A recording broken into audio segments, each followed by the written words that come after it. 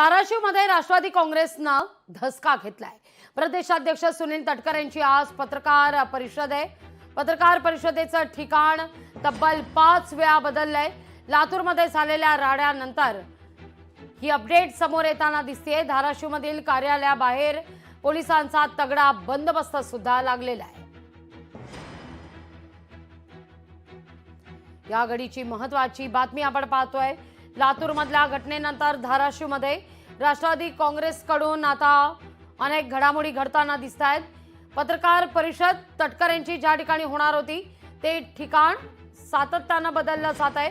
अधिक माहिती घेऊया आपले प्रतिनिधी काकासाहेब कांबळे यांच्याकडून। काय अधिक माहिती या सगळ्या संदर्भात?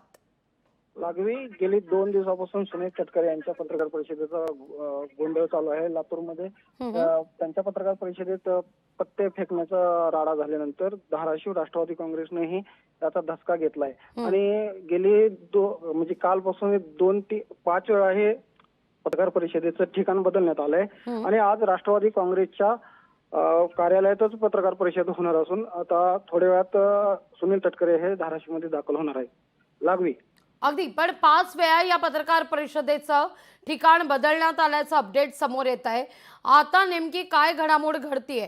आणखीन कुठे दुसरं ठिकाण ठरवण्यात आलंय का की या सगळ्या ठिकाणासंदर्भात गोपनीयता बाळगली जाते? खबरदारी म्हणून काही ऑनलाईन पीसी होणार आहे का? या सगळ्याविषयी काही संकेत?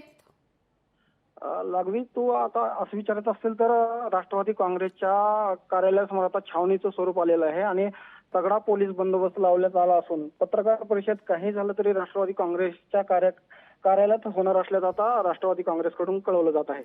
धन्यवाद तुम्ही दिलेल्या एकूणच सविस्तर माहिती करता। लोकशाही मराठी ऐका, पहा, जागरूक रहा।